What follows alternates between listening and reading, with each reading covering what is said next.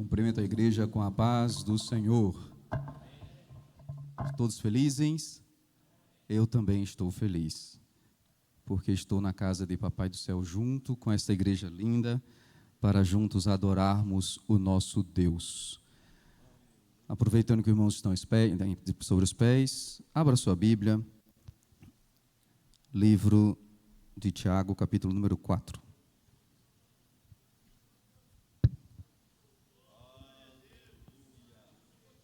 Aleluias, louvado seja o nome do Senhor Jesus. Eu louvo a Deus pela vida dos nossos presidentes, pastor Álvaro e toda a liderança que o acompanha, que nos dá esse privilégio de estar aqui junto com os irmãos para partilhar a palavra de Deus. Capítulo de número 14 e 15, dois versos bastante conhecidos da igreja. E eu quero refletir alguns minutos sobre esse texto. Todos acharam? Digo amém. Se o texto já estiver atrás, vamos seguir. Tiago, capítulo número 4, verso 14 e 15, na versão NVI que eu tenho em mãos, diz assim: vocês nem sabem o que acontecerá amanhã. O que é a sua vida? Vocês são como uma neblina que aparece por um pouco de tempo e depois se dissipa. Verso 15, em vez disso, deveriam dizer: se o Senhor quiser, viveremos e faremos isto ou aquilo. Amém? Feche os seus olhos e vamos falar com Deus uma vez mais. Pai querido, Deus de toda glória, te louvamos, Senhor, pelo privilégio de estar na tua casa, diante da tua palavra. Senhor, uma vez mais, usa-nos como instrumento para trazer a tua palavra. Assim pedimos para a honra e glória do teu santo nome, em nome de Jesus. Amém. Meus irmãos, eu, como estava dizendo, agradeço a Deus em primeiro lugar e ao pastor Álvaro e sua liderança, pastor Gerson, pastor Zé Rubens, pelo privilégio de estar aqui, em especial no dia de hoje. Hoje, quem esteve na EBD pela manhã viu que é no meu aniversário. E é tão bom, né, quando a gente passa o aniversário no melhor lugar que existe, que é na casa de Papai do Céu. E quando recebi o recado que estaria partilhando com os irmãos uma palavra do Senhor esta noite, eu refleti sobre a vida. Já que é meu aniversário, a gente fica pensativo, é a vida. E aí, pensando sobre a vida, Deus colocou no meu coração, me trouxe à memória esse texto de Tiago, que é um livro que nós já tratamos aqui na Escola Bíblica Dominical. Tiago é considerado o provérbio do Novo Testamento, por ser um livro de doutrina prática, de visão prática, de instrução prática para o nosso viver cristão. Então, dentro desse contexto do que Tiago nos ensina para um viver prático, esse verso é um verso muito conhecido e que fala forte, ele é marcante ao nosso coração, porque ele está falando da brevidade da vida. Tiago está dizendo à igreja que esse texto foi escrito, ele como um dos líderes, o líder de Jerusalém, escreve o texto aos irmãos que se dispersaram, e onde a carta chegou, falou forte ao coração daqueles que leram essa carta. E até hoje, fala forte ao nosso coração. Não é verdade? Porque é uma leitura boa, prática, e que fala a nós. E quando lemos o texto que nós lemos, nos traz um questionamento. A gente que vive em dias tão corridos, tão apertados, tão ocupados, a gente se questiona: o que eu tenho feito da minha vida? Alguém poderá dizer: eu estou bem, vivo bem, sou feliz, vivo a melhor fase da minha vida. Outro poderá dizer: eu não estou bem, eu estou mal, vivo a pior fase da minha vida. E por que falar de fase é importante? Porque a nossa vida, ela não é uma constante. A nossa vida, ela é feita de altos e baixos. Embora a gente busque sempre melhorar, sempre estar bem, sempre estar por cima, não é uma verdade dizer que a nossa vida é uma ascendente. Ela é uma linha de altos e baixos. E nesses altos e baixos a gente aprende a ser melhor, mais maduro, a crescer, a edificar, porque através desses altos e baixos, e principalmente dos baixos, e principalmente dos vales, e principalmente das fases em que a gente não está bem, é que a gente derrama lágrima, é que a gente busca Deus, é que a gente se aproxima de Deus, é que a gente lembra de Deus. Principalmente estou falando para um público de grande maioria cristã, que está aqui na igreja, me ouvindo esta noite, crentes do Senhor Jesus, transformados pela sua palavra. Então eu posso afirmar que, em vários instantes, Deus permite vales para que você lembre que Deus está na sua vida. E quando olhamos para a nossa vida, e esse texto, eu que hoje faço aniversário, lembro que não deveria estar aqui falando com os irmãos, porque há pouco tempo atrás eu estava no UTI e já contei esse testemunho. E eu agradeço a Deus todos os dias, em especial no mês do meu aniversário, que todos os anos, a partir de uma data para cá, de 2019 para cá, eu faço um jejum de 30 dias, e eu entrego no meu aniversário. E esse trabalho me faz entender a minha fragilidade, a minha pequenez, a minha humanidade. Nós não somos nada aqui nesta terra. Sabe o brilho que brilha no seu rosto? Não pertence a você, é de Deus. Sabe a luz que ilumina você quando chega num lugar e as pessoas dizem, ele tem algo especial? Esse algo especial que brilha sobre você é Jesus na sua vida. É Jesus na minha vida. E a gente precisa lembrar disso. A gente precisa compreender isso.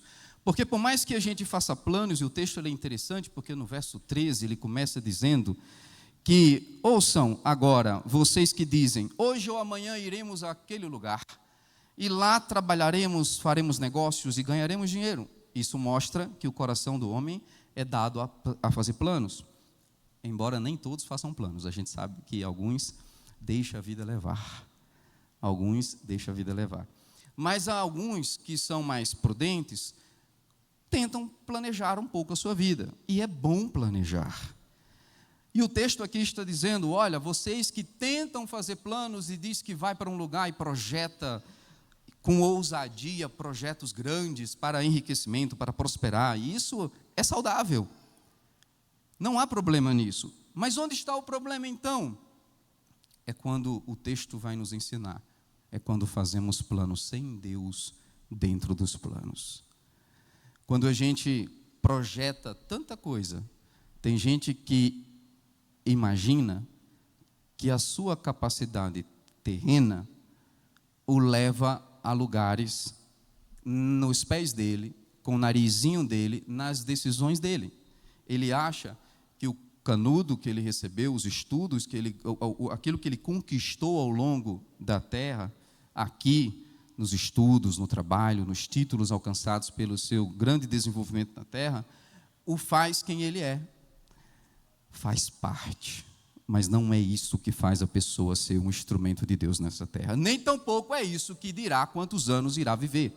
Alguns têm o privilégio de viver 80, 90, 100 anos. Outros já não vivem tanto assim. Em sua plena juventude, 40, 30 anos, vão embora. Porque Deus permite. E aí? Por que alguns vivem mais e outros menos? O fato aqui é que a gente traz a nós uma reflexão, e a palavra de Deus está falando conosco, dizendo assim, ei, o que é a sua vida? Tiago pergunta. Essa semana todos viram, pela manhã, sexta já estava bem neblina, bastante neblina. Sábado eu saí de casa cedo, eram as 4 e pouca da manhã, 5 horas da manhã a gente estava saindo de casa, e estava bem densa a neblina. Quem percebeu que estava bem, Uberlândia desceu a neblina. Só que logo pouquinho depois o sol abre e a neblina dissipa. Em outra versão vai dizer que a nossa vida é como um vapor, que aqui está e de repente. E isso nos mostra que a nossa vida, por mais que viva 100 anos não é nada na história, é uma neblina que passa rápido. Mas o que é mais intrigante é que por mais que você viva 80 anos, pode ser que você viva 80 anos sem marcar a vida de ninguém. E é esse o ponto de reflexão que eu gostaria de tratar com os irmãos. Nós não somos pessoas que veio a este mundo para viver como se não existíssemos neste mundo. Nós somos pessoas escolhidas por Deus, porque o Evangelho me alcançou e te alcançou, para você ser alguém que resplandece a luz de Cristo. Portanto, a sua vida não pode passar despercebida nesta terra. Se você vai viver 100 anos, que bênção Deus te conceda isso. Não viva 100 anos e passe-se despercebido neste lugar. Tem gente que vive pouco. Quantos anos Cristo viveu? 33. E ele marcou a história, dividindo a história ao meio, antes de Cristo e depois de Cristo. Quantos homens que morreram no Novo Testamento, no Velho Testamento, jovens ainda, mas que seus nomes são até hoje falados porque marcaram a história. Se você vai viver 30, 40, 50 anos, não importa o tempo, viva de modo que a sua vida seja destaque, seja visto e seja percebido por alguém neste lugar. Esse alguém pode ser sua família, esse alguém pode ser o seu trabalho, esse alguém pode ser o lugar onde você convive, mas que você faça a diferença onde você está. Quem já está com 60 anos acima, pode ser que questione, mas eu estou doente, mas eu estou falho, mas eu estou... E começa a dar tanta desculpa e dizer, eu não tenho mais tempo. Ei, eu vou te falar, o tempo que você tem está nas mãos de Deus. E o que você vai fazer deste tempo? Seja responsável e tome a melhor decisão, que este tempo esteja entregue nas mãos dEle. Se você tem 20 anos, 30 anos, quem sabe, entregue esses 30 anos a Deus. Sabe qual é o bem mais precioso que nós temos na terra? Não é a sua conta bancária. Não é o seu carro de luxo, não é sua casa de luxo, não é sua casa confortável. Não é a quantidade de zeros que você tem na conta corrente. Não é a quantidade de amigos ou seguidores que você tem nas redes sociais. Embora hoje nós somos medidos pela quantidade de seguidores que nós temos. Quando a gente vai ter uma conversa com alguns empresários, eles questionam, como me questionam, como está a nossa rede social. Eles avaliam a gente pelo LinkedIn, pelo Instagram, por essas ferramentas, que vão dizer o tamanho da nossa popularidade ou o tamanho da nossa atuação ou audiência. Se eu falo para milhares e milhares e milhares de pessoas, eu sou uma pessoa valiosa. Os tais influencers têm ganhado muito dinheiro porque eles têm um alcance de muitas pessoas. Então, se eles falam para milhares de pessoas, eles têm valor para o mercado. Olha que interessante. Mas eu estou te falando, não é a quantidade de seguidores que vai te fazer valioso. Não é a quantidade de dinheiro que você tem que vai te fazer mais ou menos valioso. Não é nada disso. Sabe qual é o bem mais precioso que você tem? Responda comigo. É o tempo. Responda comigo. Tempo. É o tempo. Esse é o bem mais precioso que você tem. Sabe por quê? Porque no dia que você adoecer, passar mal, que Deus te livre disso, e for parar numa cama de hospital, os milhares ou milhões de seguidores não vão te tirar da cama do hospital. No dia que você perceber que está à beira da morte, à beira de passar desta vida para outra, não é o seu dinheiro que vai te livrar. O que Steve Jobs disse antes de morrer? Aquele que fabricou e mudou a história da tecnologia. Ele disse que trocaria tudo que ele investiu para ter um pouquinho mais de vida. Um pouquinho mais de vida. Acometido do câncer, ele foi embora tão novo. Então adianta você ter fama, adianta você ter dinheiro, ter tudo, e não controlar o tempo de vida.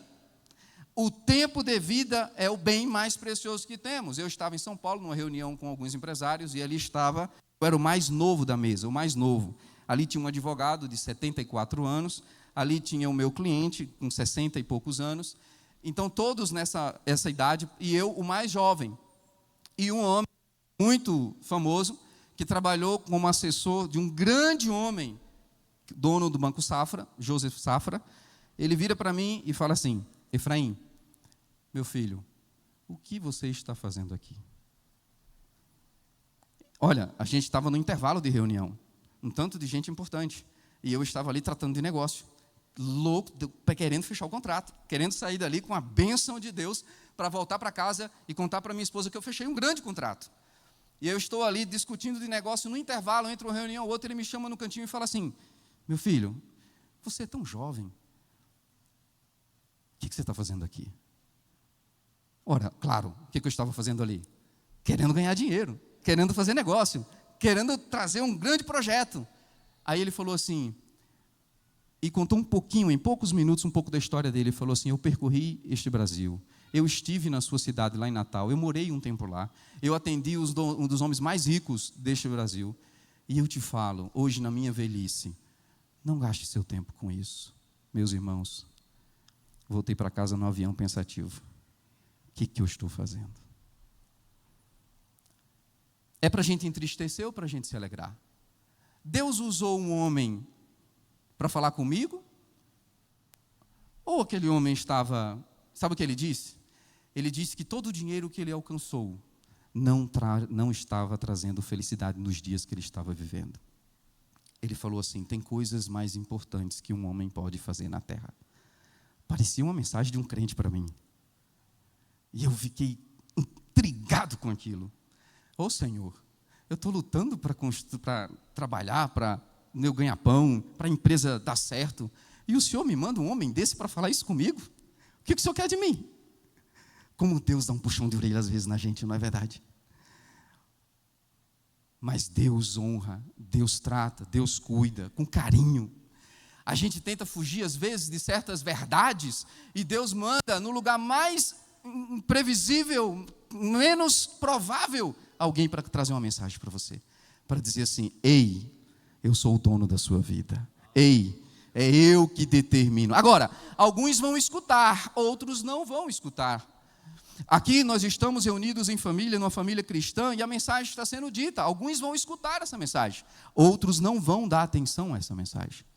Mas a mensagem está sendo dita, a mensagem está sendo ministrada, e dizendo ao seu coração o que você vai fazer, ou o que você tem feito da sua vida.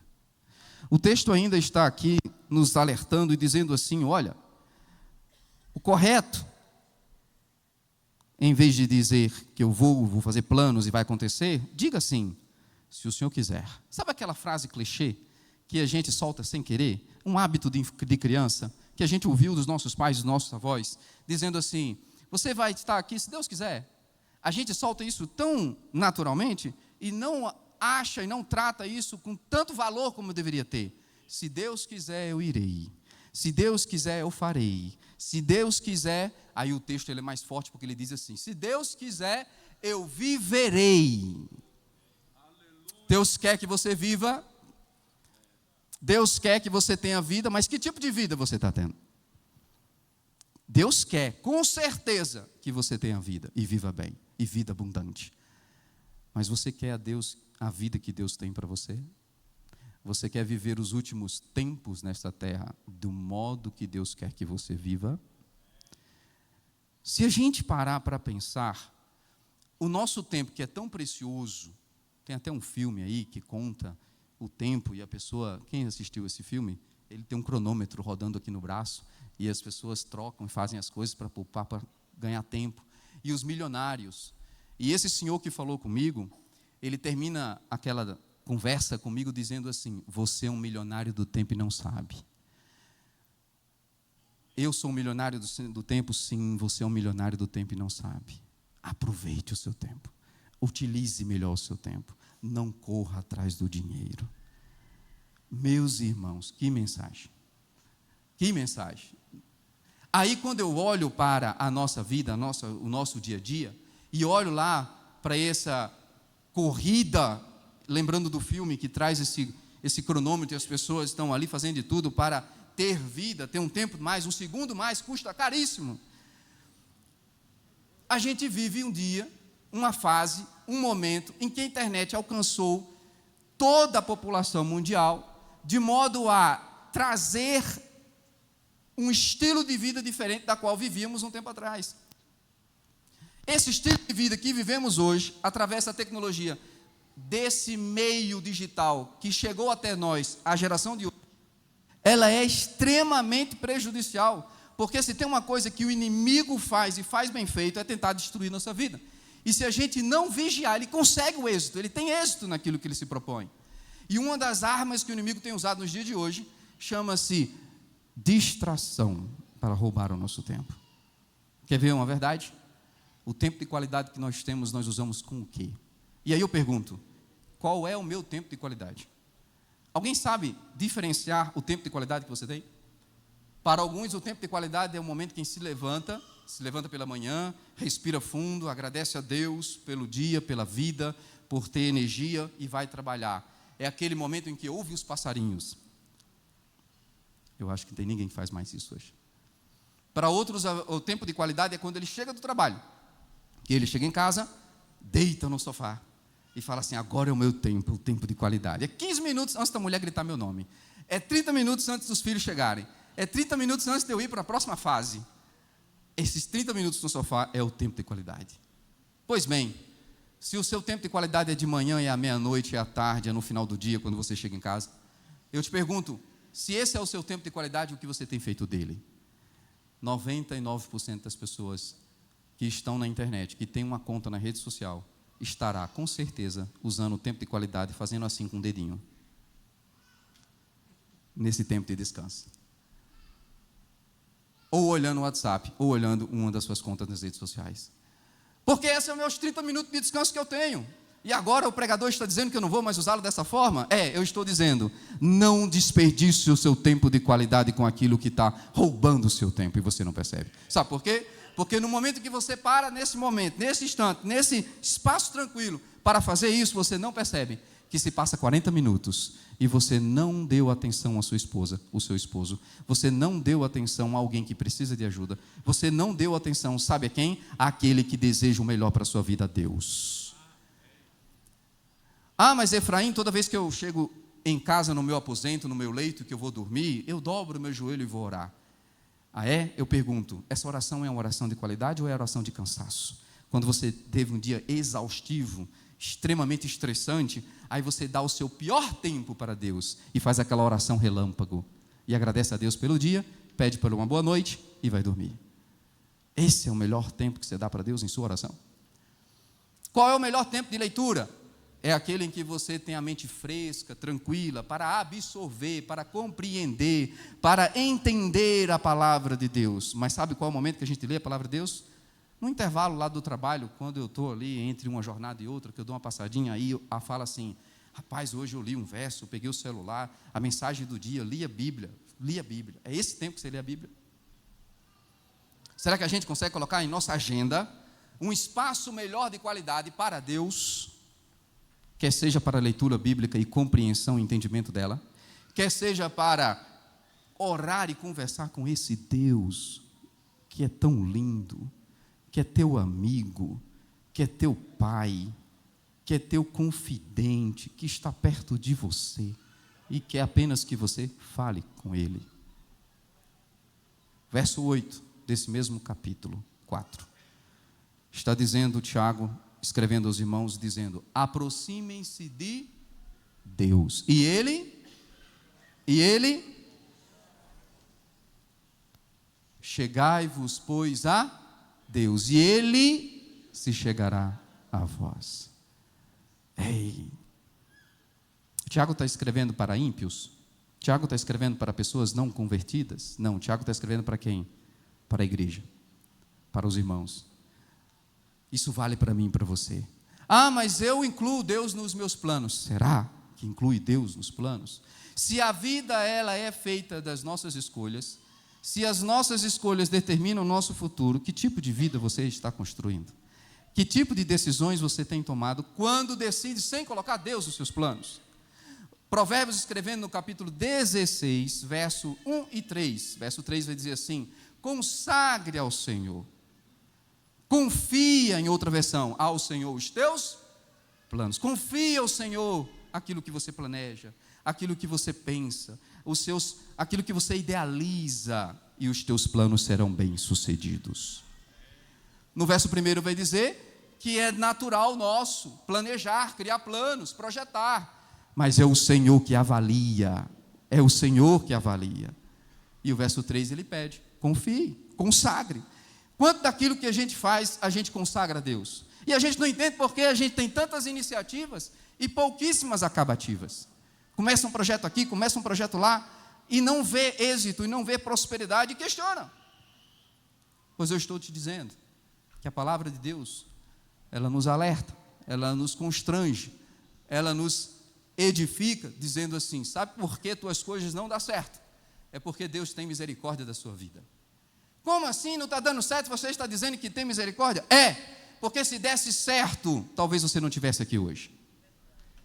Porque isso que você tentou fazer não era plano dele. Por isso foi frustrado.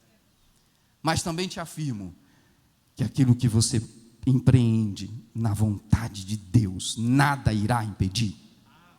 Aquilo que você realizar, tendo Deus como aquele que respalda os teus projetos, aquele que respalda os teus planos, nenhum inimigo, nenhuma arma forjada, nenhuma língua irá prevalecer contra você.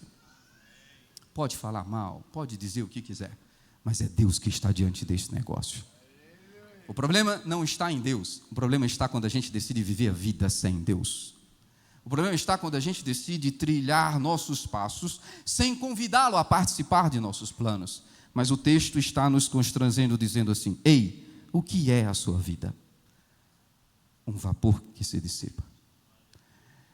Esse vapor, a gente aprende, a gente reflete quando a gente é convidado a um sepultamento e a um lugar tão difícil.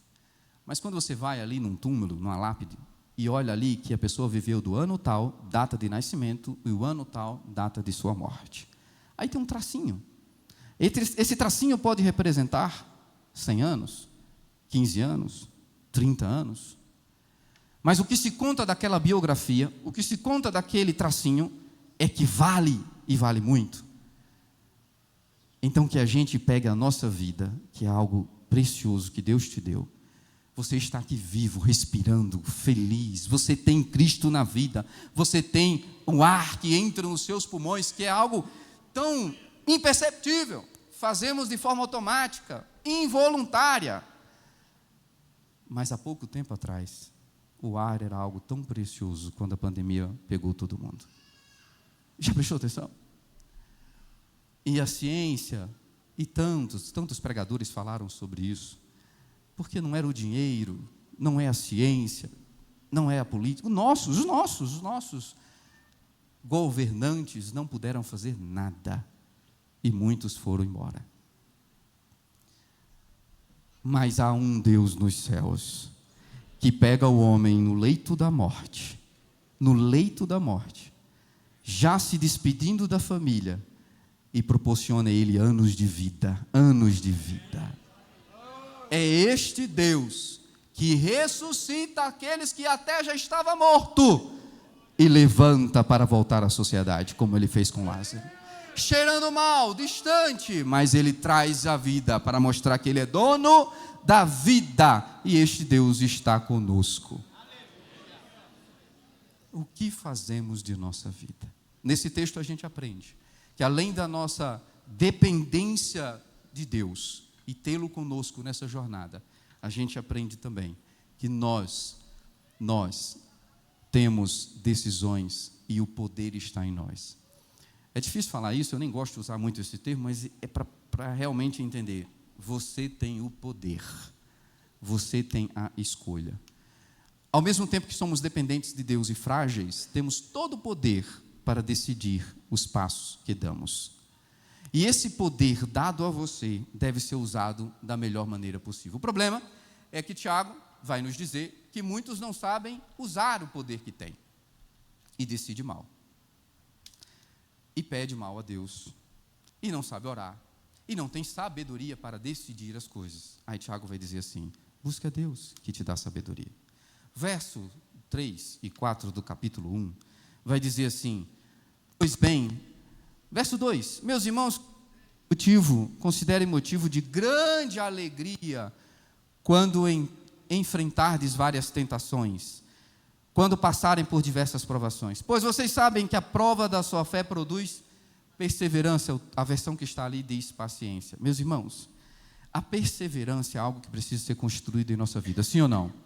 A perseverança é algo que precisa ser construído na vida de qualquer cristão, sim ou não?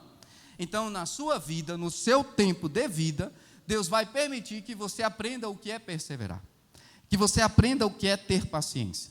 E paciência é algo interessante porque a gente precisa ter paciência com coisas e com pessoas.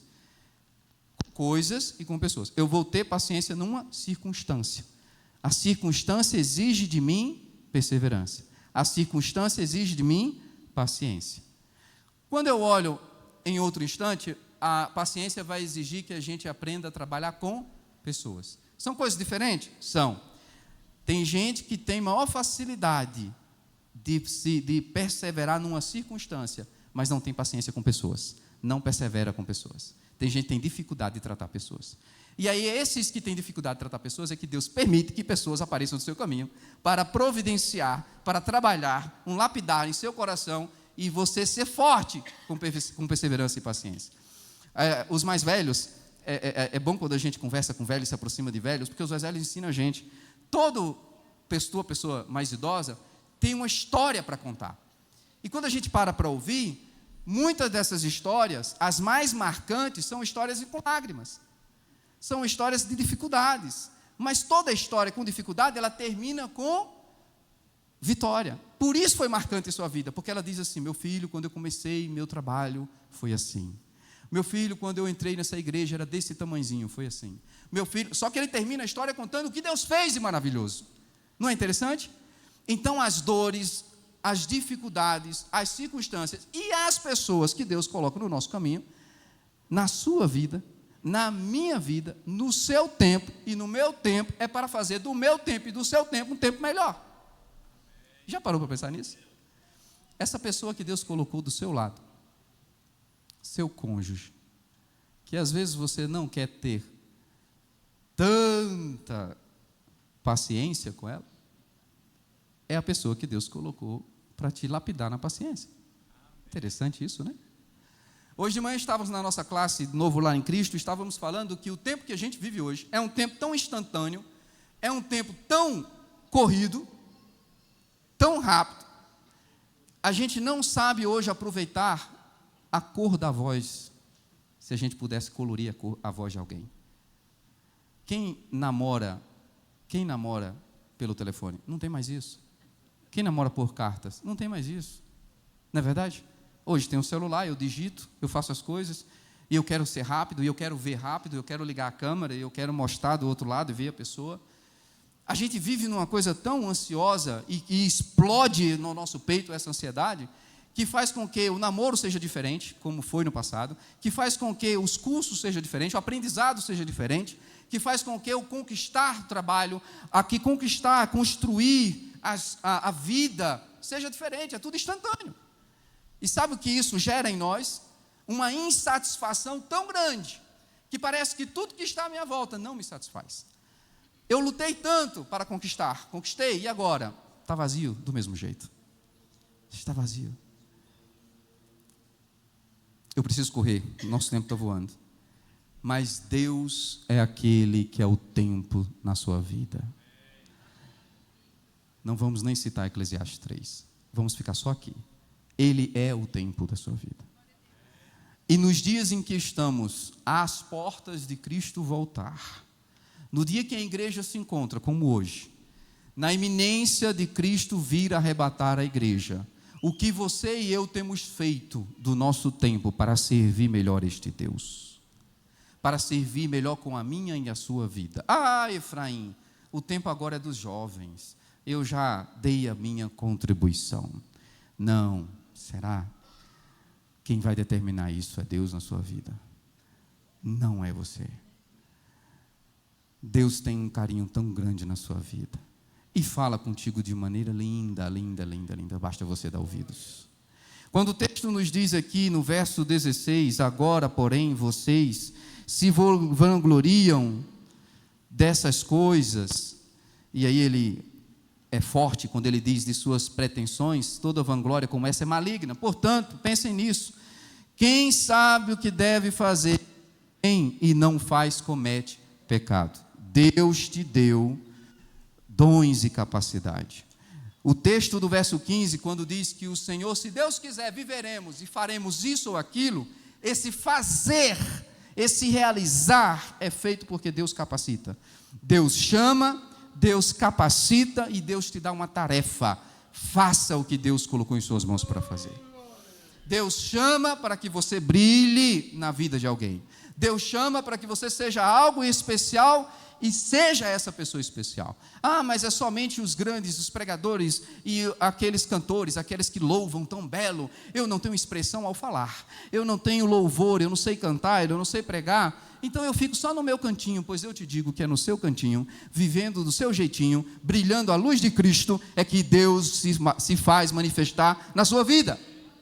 Agora se aproxima o Congresso das Irmãs, e a gente vai ter uma linda festa. Quem crê nisso? Eu creio que Deus vai se fazer presente na festividade, pois essas irmãs vão abrilhantar esta cidade, e eu creio que Deus faz algo extraordinário através das cabeças brancas que aqui estão, através das irmãs jovens, das irmãs mais velhas, e todas elas de modo especial irão impactar Uberlândia, se assim fizer, porque Deus está na vida delas.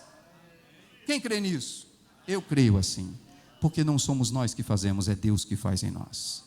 É Deus que realiza em nós, é Ele que opera, é Ele que age, é Ele que trabalha em minha e em sua vida. O impacto de Deus na sociedade é através de mim e de você, do seu jeitinho que você vive. E aí o hino que foi cantado aqui, quando eu cheguei do louvor, a equipe de louvor estava cantando sobre chuva de graça. E a quarta estrofe diz que Deus dá dons. Diz assim a quarta estrofe: faz os teus servos piedosos, dá-lhes virtude. E quem dá virtude e valor ao homem? Quem dá? Deus, dando os seus dons preciosos do santo preceptor. É Deus que te dá e te concede dons, mas se você não usar esse dom da forma como Deus quer, não vai se cumprir o verso 17 de 4 Tiago, que Tiago está trazendo para nós, que você tem um dom que Deus deu e quer guardar, sabe que precisa fazer o bem e não faz, sabe que precisa e tem algo de Deus na sua vida para entregar ao próximo e não entrega.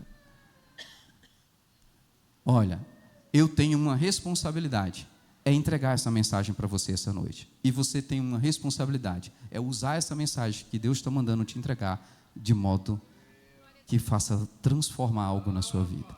Eu tenho a responsabilidade de transmitir aquilo que Deus está falando comigo e com você. E eu pergunto, o que você vai fazer com essa mensagem? O que você vai fazer com o tempo de Deus na sua vida?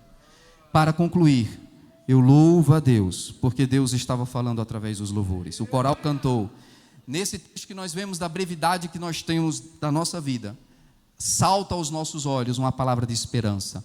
Porque o tempo que tivermos e vivermos aqui com Deus será uma bênção, mas sabemos que nessa brevidade, nessa neblina que se dissipa, logo, logo nós estaremos indo para o céu de glória, viver a eternidade com Deus. O tempo que se encerra aqui é o início da eternidade com Deus. O tempo que finda aqui é o início de um tempo melhor com Deus. Os jovens cantaram que eu sei que não vou mais chorar, pois dos meus olhos toda a lágrima Deus enxugará, e quando chegar lá vou receber o meu galardão. O coral cantou que não vou nessa vida mais lutar, não vou lutar mais, porque eu vou passar o Jordão, eu vou atravessar o Jordão, eu não vou lutar mais, eu vou chegar lá, a vida está se passando, eu vou alcançar, eu vou chegar lá. E ainda a equipe de louvor, para terminar com um belo, diz assim: olha, se eu tenho um Deus na nossa vida, nós, e eu estou falando para vocês que os planos são bons, que sua vida é linda, que sua vida é preciosa, mas ela não vale nada se Deus não estiver nela, que Ele é o maior de nossos conselheiros. Portanto, se Ele é o maior de nossos conselheiros, é a Ele que nós devemos ouvir e pedir conselho e orar e se aproximar. Aí a equipe de louvor cantou assim: se eu não te ouvir, eu morro. Se eu não te ouvir, olha que situação. E a gente canta isso com o coração, não é? Não é bom quando a equipe de louvor está aqui louvando a Deus e a gente canta com o coração?